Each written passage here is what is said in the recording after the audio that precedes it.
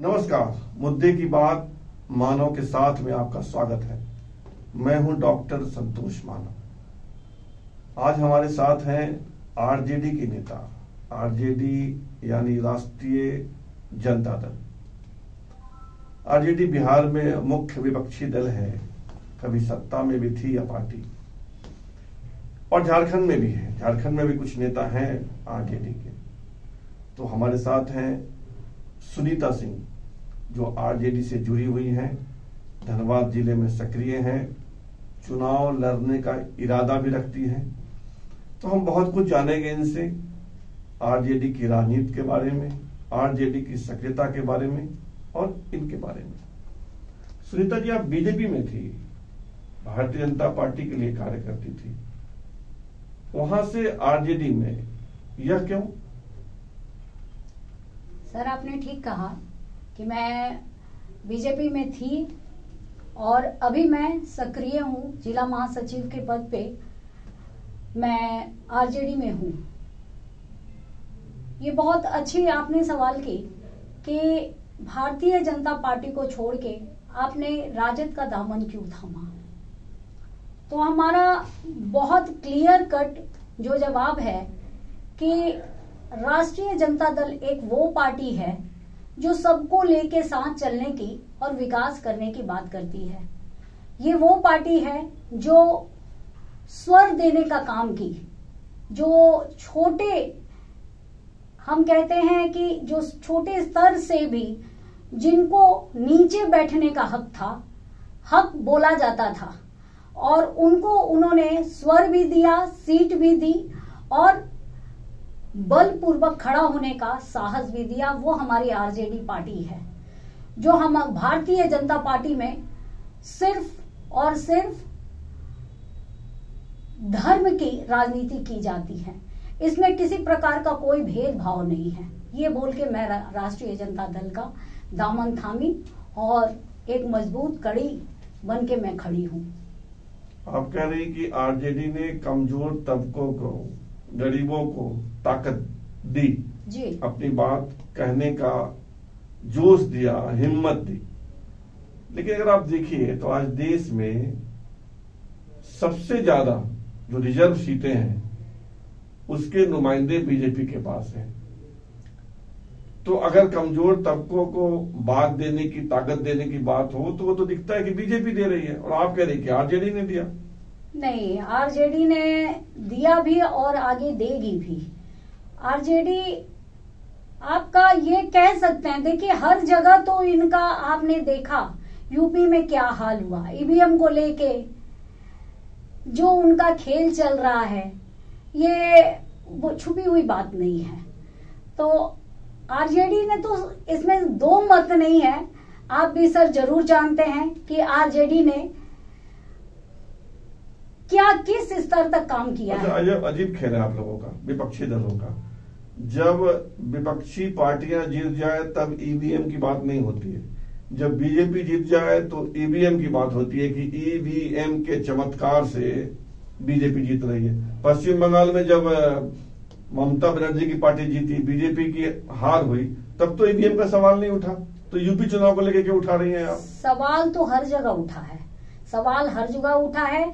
ममता दी का ये आप उनकी शक्ति का प्रदर्शन मानेंगी कि वो एकमात्र वो ऐसी लेडी हैं जिन्होंने वहां उनको चलने नहीं दिया, और उनका ये वहां नहीं चला। वरना तो चलने नहीं दिया मतलब क्या? ईवीएम में हेरफेर नहीं करने नहीं, दिया? नहीं, ईवीएम में हेरफेर भी नहीं करने दिया। उनका जो तरीका है ना कि किस तरह से हैक कर लेना, ऊपर से गाड़ी, आपने देखा होगा कि यूपी में कितनी गाड़ियां ईवीएम की पकड़ाई हैं, क्या वो तो गलत नहीं था? तो क्यों आखिर बैलेट बॉक्स से क्यों नहीं चुनाव कराया जा रहा है, क्यों नहीं हो रहा है? जब भी कहीं किसी भी प्रकार का कोई मेन मुद्दा जो है, आज हमारा पेट्रोल है, डीजल है, महंगाई पढ़ाई पे है, शिक्षा पे है, दवा पे है, इस मुद्दे पे कोई बात ही नहीं होती है। अच्छा चलिए, हमने मान लिया, इसको छोड़ते हैं। झारखंड में आरजेडी का क्या मतलब है? बिहार में तो समझ में आता है कि राष्ट्रीय जनता दल मुख्य विपक्षी पार्टी है, संभव है कभी सत्ता में आ जाए। आरजेडी में तो कोई आधार है ना, आरजेडी के पास कोई नेता है, तो पार्टी का जब यहाँ आधार ही नहीं है तो फिर आपका क्या भविष्य होगा। और जो लोग राजनीति में आते हैं वो तो कैरियर के रूप में अपनाते हैं कि हम यहाँ जाएंगे पार्टी में तो कोई पद मिलेगा। आरजेडी में ऐसा क्या है? सर आपने ठीक कहा कि सबको लालच रहता है पद का और एक सीट का, तो ये बात तो सही है कि पद का रहता है लालच। उसके बावजूद भी मैंने राष्ट्रीय जनता दल का इसलिए दामन थामा। सबसे पहली बात तो झारखंड में हम लोग हरदम सपोर्ट, कभी हम लोग यहाँ ये का किए, मासस का किए, कभी हम लोग जेएमएम का किए और करके हम लोग वहां सीट बनाए। यहाँ धनबाद में भी हम लोग सपोर्ट किए, पर आने वाले समय में हम लोगों का 2024 में यही कहना है कि हम लोग अपना खुद का सीट लेंगे और अपने हम लोग उम्मीदवार को उतारेंगे। आपका भी चुनाव लड़ने का इरादा है? जी। अच्छा, लेकिन आरजेडी तो महिलाओं को कम आगे बढ़ाती है, उनको टिकट ही कम नहीं, ये आप गलत बोले। महिलाओं को आगे बढ़ाती है। आप अन्नपूर्णा देवी को देखा होगा आपने, आवो देवी को देखा होगा आपने, तो यहाँ तक देवी को तो आरजेडी वालों ने सताया। तो नहीं सताया किसी को, किसी ने नहीं है। ये अपने मन की और सीट की लालच की अभिलाषा है। जो लोग को जब बन जाते हैं ना, उंगली पकड़ के कहते हैं ना वही कि आरजेडी ने स्वर दिया, सीट दिया, और सीट के बाद जब लालच जब बढ़ती है तो वो सत्ता के लालच में बस इधर उधर छिटक जाते हैं। तो आप कह रहे हैं कि सत्ता के लालच में चली गई बीजेपी में? अब वो इस बारे में मैं बात नहीं करूंगी। अच्छा, देखिए आरजेडी है कहाँ? जो बिहार से सटे इलाके हैं, पलामू का इलाका है, कुछ कोडरमा का इलाका है, कुछ देवघर का इलाका है। झारखंड में सिर्फ 5, 7, 8 सीट है जहाँ आरजेडी के लोग उम्मीद कर सकते हैं कि शायद कभी हम जीत जाए। कभी नहीं, हम लोग उम्मीद नहीं, पूरी उम्मीद के साथ और पूरे विश्वास के साथ मैं आपके स्टूडियो में बोल रही हूँ। और आने वाले वक्त में आप फिर हमें बुलाएंगे और ये बात को मानेंगे कि आरजेडी वाकई है और आगे भी रहेगा, क्योंकि हमारे उपभोक्ता जी भी अभी मंत्रालय में हैं और इसके अलावा हमने कुछ एक सीटों से ही बाजी नहीं मार पाए।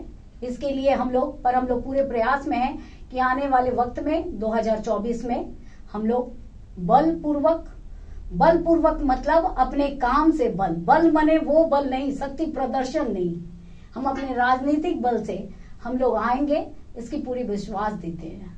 अच्छा, मतलब आपको विश्वास है कि हम सत्ता में आएंगे? एकदम, या हमारे बिना कोई सत्ता नहीं बनेगी? जरूर हम लोग जी। अच्छा है, आपका आत्मविश्वास तो अच्छा है।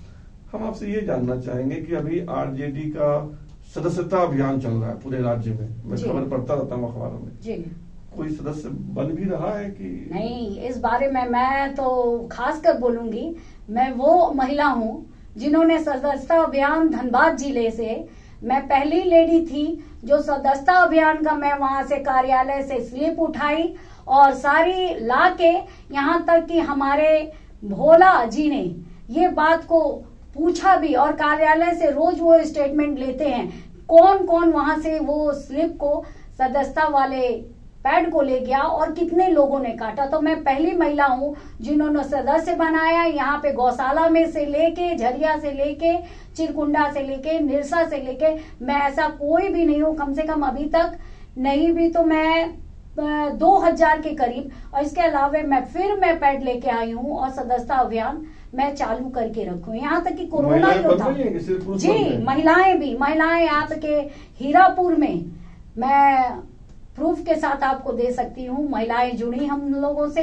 यहाँ गौशाला में भी पूरा गौशाला जुड़ा, आपके कोला बस्ता में भी वहां से भी लोग जुड़े, निरसा और चिरकुंडा और उधर जितने हैं आपके वो सारे तो जुड़े ही हैं। और हमारे पास उसका स्लिप, और मैं खुद भी सक्रिय सदस्य बनी और मैं पहली वो लेडी होंगी धनबाद जिला से जो सक्रिय सदस्य बनी। चलिए, मेंबर तो आप बना लेंगी, आप बोल रहे हैं कि बना रहे हैं, कोई नेता ही नहीं आपकी पार्टी के पास झारखंड में? कौन नेता है? नेता नाम बता दीजिए 4-5। अभी हमारे कोरोना योद्धा का हमने सम्मान दिया, सम्मान समारोह का एक कार्यक्रम रखा था, उसमें हमारे प्रदेश अध्यक्ष, युवा अध्यक्ष रंजन जी आए थे और हम लोग का हौसला अफजाई किए और कदम से कदम मिला के चलने के लिए संजय सिंह जी भी इस बात को रखे भी हैं, कर भी रहे हैं और आगे करेंगे भी, हमारे प्रदेश अध्यक्ष। तो ये थी आरजेडी की नेत्री सुनीता सिंह। इनको विश्वास है कि आज न कल झारखंड में भी आरजेडी का बोलबाला होगा। इनका तो यह भी दावा है कि इनके बगैर यानी आरजेडी के बगैर अगली बार से झारखंड में कोई सरकार नहीं बनेगी। हम ऐसे ही लोगों से, नेताओं से, सामाजिक कार्यकर्ताओं से आपको मिलवाते रहेंगे। आज इतना ही, धन्यवाद। न्यूज अपडेट के लिए आप हमारे चैनल को सब्सक्राइब करें। आप हमें फेसबुक और इंस्टाग्राम पर भी फॉलो कर सकते हैं। बने रहे लगातार .in के साथ।